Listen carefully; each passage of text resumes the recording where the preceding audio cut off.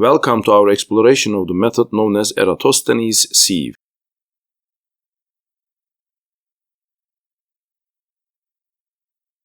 Let's dive right in by understanding what prime numbers are. Simply put, prime numbers are those special numbers greater than 1 that can be divided only by themselves and 1. Now, with this understanding, consider the numbers up to 10. Which of these do you think are prime? To illustrate this, in our example below, the numbers we are examining are highlighted in orange. For clarity, we've encircled the number under consideration. Observing closely, our first contestant is the number 2. It qualifies as a prime number because it's divisible only by itself and 1.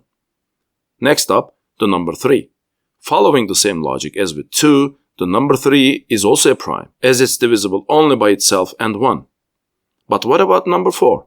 Here's where things take a twist. The number 4 can be divided by 1, 2, and itself. This means it doesn't pass our prime test.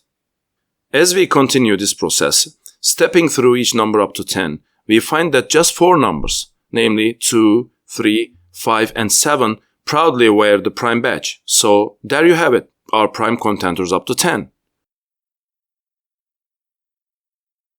Following our introduction, we are excited to delve into an intriguing manifestation of prime numbers in nature. Did you know there is a type of cicada in North America, often referred to as the periodical cicada, that has a life cycle of precisely 17 years? What's fascinating here is not just the duration, but the fact that this duration is a prime number. Some researchers have pointed out that another similar species has a life cycle of 13 years, yet another prime number. Speculation arises that such prime-numbered life cycles might have evolved due to factors like adapting to environmental changes over time or to avoid predators with 2 or 3 year life cycles. The notion that a bug's existence might hinge on prime numbers brings forth philosophical ideas suggesting that primality is not just a numerical property but a woven feature of our universe.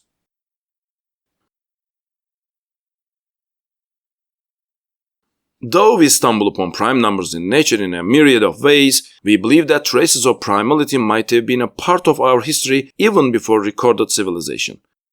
Let's travel to a region known as Ishango, situated within modern-day Congo Republic.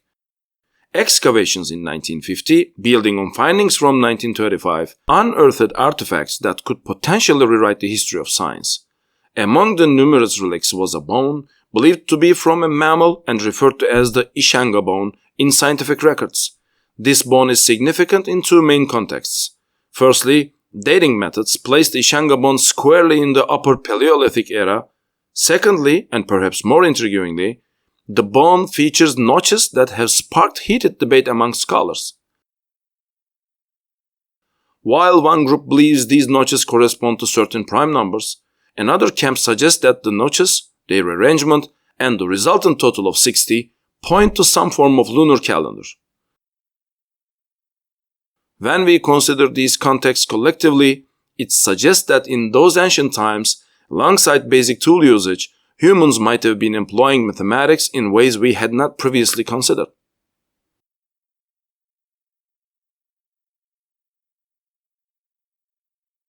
In the annals of human history, while the mathematical content of the Ishango bone remains a topic of debate, there are also findings with clear mathematical implications. Among the most notable of such artifacts is the Rhind mathematical papyrus. Dated around 1650 BC, this document was discovered in Thebes, Egypt.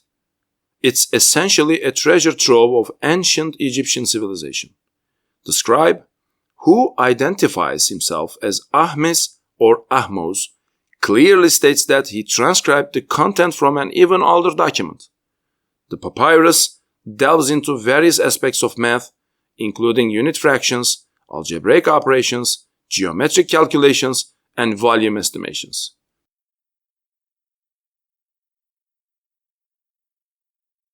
One section particularly relevant to our topic is the 2/n table, which showcases a preference for even denominators or numbers with many common divisors like 30 or 60. This suggests some awareness of the properties of prime numbers during that time. After all, 60 is the least common multiple of the first 5 counting numbers aligning with the Babylonians' base number system. Moving from ancient Egypt to ancient Greece, we enter a period where mathematics was articulated with its own distinct vocabulary, and we've inherited a rich array of documents from this era.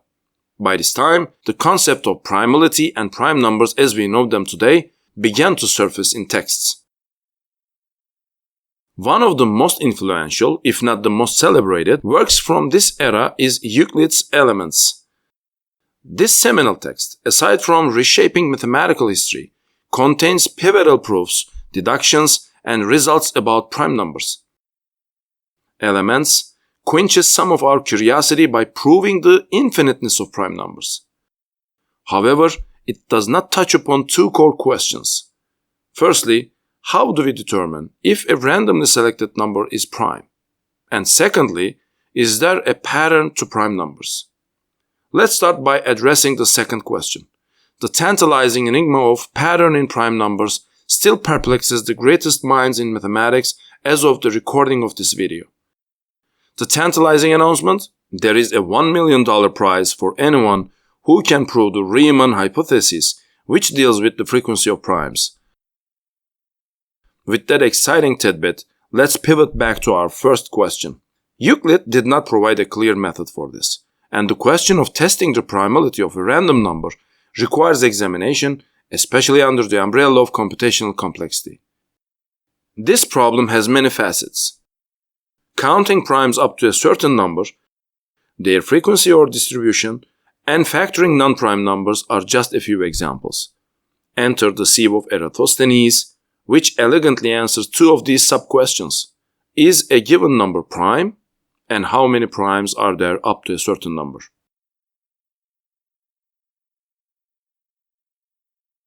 Before diving into the details of the Sieve of Eratosthenes, let's take a quick refresher on the terminology of division in natural numbers.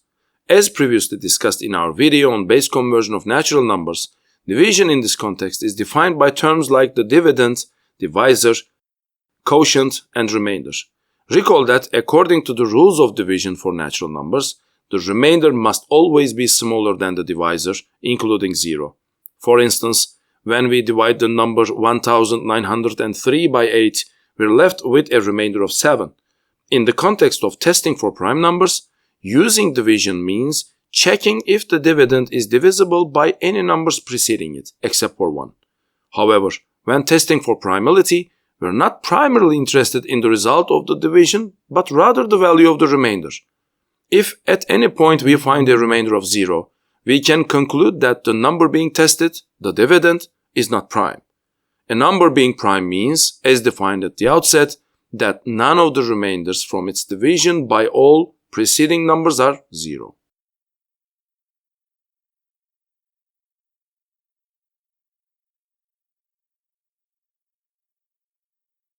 To illustrate how division aids in primality testing, let's examine the number 10.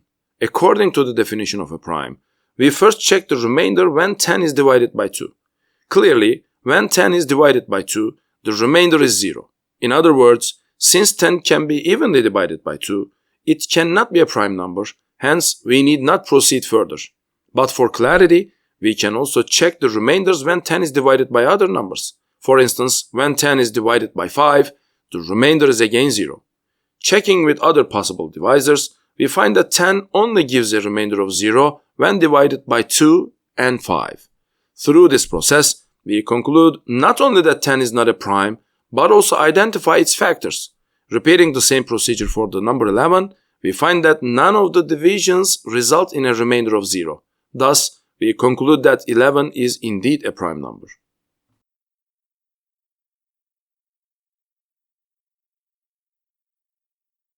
To grasp how the Sieve of Eratosthenes works, let's first assume we're marking off numbers in a limited list of counting numbers, starting from 2.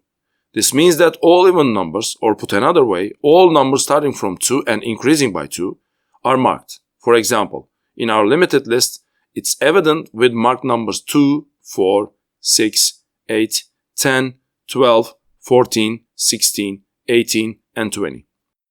Progressing systematically, if we start marking with 3 and mark every number that's a multiple of 3, numbers 3, 6, 9, 12, 15, and 18 would be marked.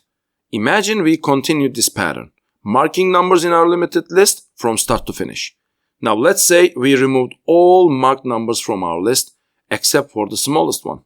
For instance, starting with 2, we'd remove all even numbers 4, 6, 8, 10, 12, 14, 16, 18, and 20, but keep 2. In the next step, imagining we proceeded with the smallest unvisited number in the remaining list, we'd mark 3 and remove its multiples 9 and 15. After this step, examining the remaining numbers in our list, we'd see that no number chosen has any remaining multiples. Of course, to complete this process, all numbers in the list must be visited until we reach the end.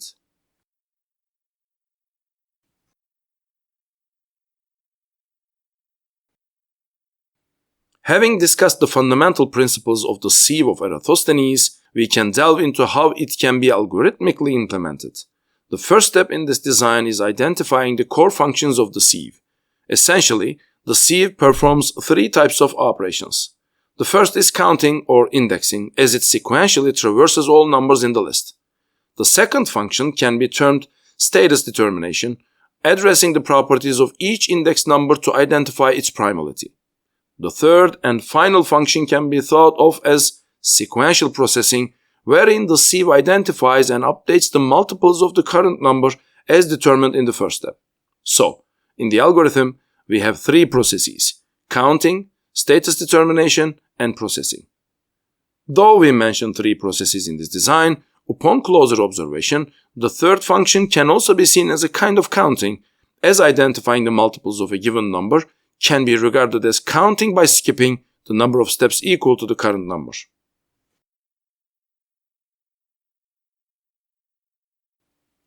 On paper, the Sieve of Eratosthenes seems straightforward and simple. Indeed, with a few basic rules, the sieve becomes operational. But it's essential not to overlook this. The sieve should always start at 2 and include all numbers up to an upper limit. Of course, to make the demonstration examples not tedious, the sieve's principles are shown using applications with relatively low upper limits, moving forward with counting and eliminating numbers, and achieving the results shortly after. Here, we've attempted to explain the sieve's principles using a list with an upper limit of 20. In other words, finding prime numbers up to 20. However, when considering the sieve's applications for generating lists of prime numbers used in today's electronic security implementations, it wouldn't be wrong to say we would encounter some fundamental inefficiencies. For instance, the sieve's efficiency becomes more conspicuously questionable when the upper limit is not 20 but 1 million. As we discussed previously, we will exemplify the apparent inefficiency in the case with an upper limit of 20. Noticeably, from the very start of the sieve, there is a sequence info kept about which numbers multiples we aim to eliminate, always starting with the number 2. Clearly, when all even numbers are eliminated right at the start, numbers like 4, 6, 8, 10, 12, 14, 16, 18, and 20 should not be visited at all. So, when applying the sieve with pen and paper, the elimination process of crossing out numbers means altering the states of the numbers at hand. If there is no optimization at this point and all numbers are sequentially scanned, numbers like 6 and 8 will be crossed out thrice, 12 5 times, 16 4 times, and 18 5 times. Alternatively, as mentioned earlier, a data structure that tracks whether each number was previously visited as a divisor can be used, but this requires memory. Thus, if we wish to save time and improve the sieve's efficiency, we must use 2 additional memory spaces, each one less than the total upper limit. Another area where the sieve needs performance enhancement is that in reality, there is no need to scan until the end of the list after a while. In our example, when the skip counting number reaches 5, there are no numbers left to eliminate. In other words, by looking into the memory that keeps the status of the numbers, we can declare that all remaining unvisited numbers are prime. As a result, there is no need to scan up to the upper limit of the sieve. Therefore, roughly, the sieve can terminate its scanning process around the integer closest to the square root of the upper limit.